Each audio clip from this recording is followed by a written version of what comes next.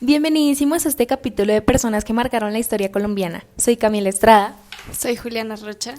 Yo, Pamela Presiga. Y yo, Samuel Sanabria. Hola muchachos, ¿cómo están? Emocionada, Juli, emocionada porque el tema de hoy está súper interesante. Pues es cierto, hoy hablaremos de uno de los presidentes de Colombia más revolucionarios, por decirlo de alguna manera. Alfonso López Pumarejo. Así es, pero para entender qué hizo, primero hay que entender quién era. Este personaje nace en 1886, quiere decir en el año del cambio de la Constitución política. En una época bipartidista entre conservadores y liberales, ¿no? Exacto, luego miraremos cómo esto evoluciona durante su periodo presidencial. Además de eso, Pumarejo tuvo diferentes puestos diplomáticos. Fue embajador de Inglaterra en 1931, en 1933 y de la ONU del 1946 al 1948 y estudió economía y finanzas en Londres de Nueva York. Sí, no es que fuera cualquier persona. Su padre, Pedro López, fue un empresario y exportador muy importante en Colombia. Y eso no es todo. Fundó en 1918 el Banco Mercantil Americano, fue representante de la Cámara en 1925 y senador en 1930. Mejor dicho, ¿qué no hizo ese señor? Bueno, sí, pero con todo esto, ¿él sí tenía tiempo para su familia? Pues, junto a su esposa María Michelle San Lombana, tuvieron 6 hijos. Me imagino que mucho tiempo libre, ¿no?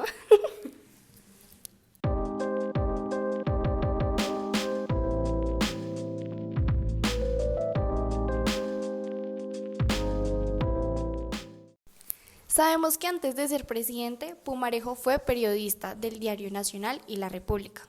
¿Esto le ayudó en su campaña electoral?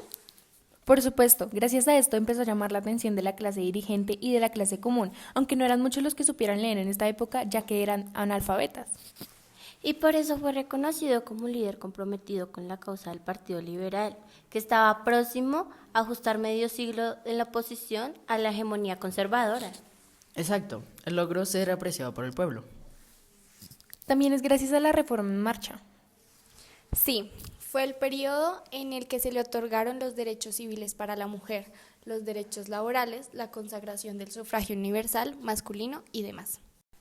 Cosas demasiado necesarias y que vemos como normales hoy en día. Pero, ¿había alguien que estuviera en oposición a esto? A esta reforma se opusieron los terratenientes, que se organizaron en un movimiento político llamado APE, Asociación Patriótica Económica Nacional, y un grupo de conservadores.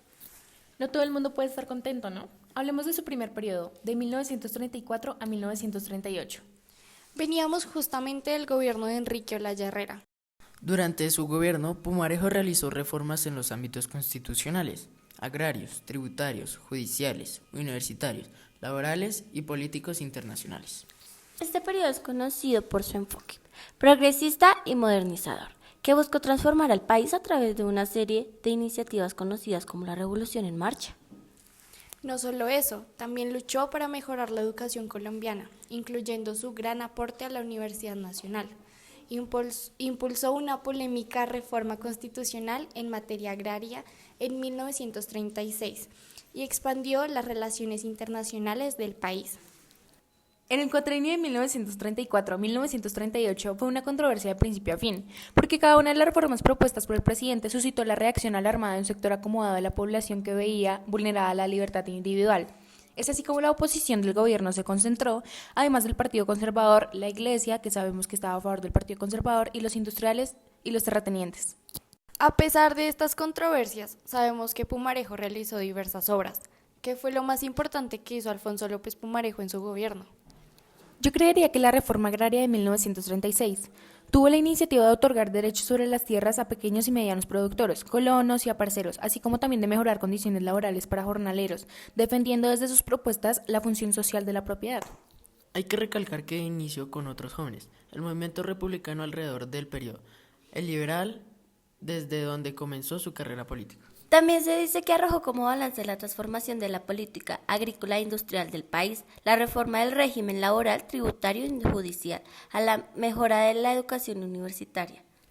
También podemos decir que entre 1935 a 1938 el presupuesto nacional pasó de 61 a 92 millones de pesos. Por otra parte, se trabajó activamente en la construcción de nuevos mercados internacionales para el café. Y también se impulsó la reforma constitucional de 1936.